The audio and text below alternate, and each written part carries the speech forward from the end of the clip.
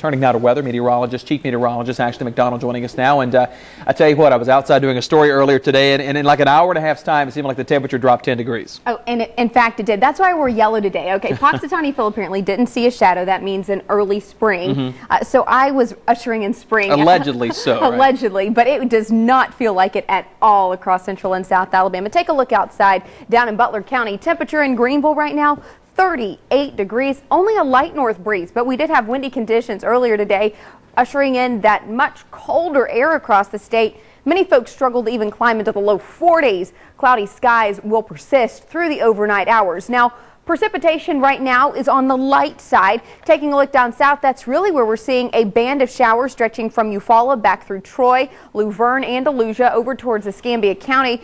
All of this is east of 65 and south of I-85 at this time. Greenville did see a few showers earlier passing by on the radar. Now, I do want to indicate you may not have seen anything hit the ground because a lot of this is actually evaporating before it actually hits the surface. Now down south, a little bit different. We are seeing some lighter pockets of rain, and that is going to introduce possibly some sleet. We talked to a radio station down in Andalusia earlier. They did see some sleet earlier today. Again, schools are delayed for Andalusia City schools. 9 a.m. for teachers, 9:30 for students. Over towards Troy, we are seeing some light precipitation right now. You might even notice some of that falling in the form of sleet. Now, temperatures area-wide are above freezing, but that does not rule out the fact that up above us and about 10,000 feet, the atmosphere is much colder. So any rain that has melted and refrozen into sleet or small ice pellets has the potential of hitting the Earth's surface in that frozen form because it doesn't have a chance to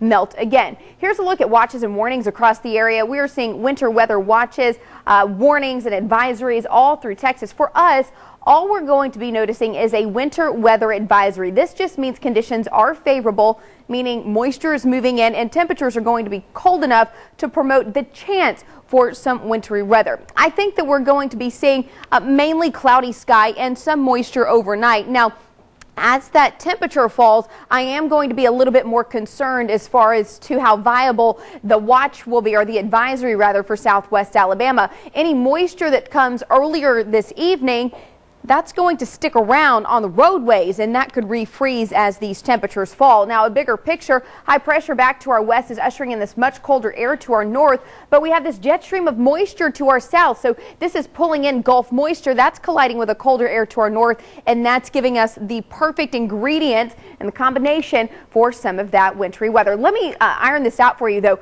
The 0 degree line, this is the critical line where moisture really goes from its liquid to solid state, from snow to ice or rain to snow. Now what we'll see is moisture down to our south. North of this line is where temperatures are going to be at or below freezing, 32 degrees. But we will notice some rain developing overnight tonight through the early morning hours, becoming more widespread throughout the afternoon. That 0 degree line does stay to our north, but in the upper, that's at the surface, but in the upper levels of the atmosphere, we could actually see some precipitation freeze, and that could actually hit the ground. So I'm not ruling out the chance for some icy spots, so be careful, but we're not going to see widespread ice tomorrow. Temperatures, though, cool. 43 is your high for Thursday. Friday, we're staying in the 40s even through Saturday, but the sunshine finally returns by Sunday. Temperatures back in the 50s early next week, and then we'll see another chance of rain next week and another shot of cold air. And that is your First Alert forecast. You can always catch my latest forecast on our website at WAKE.com.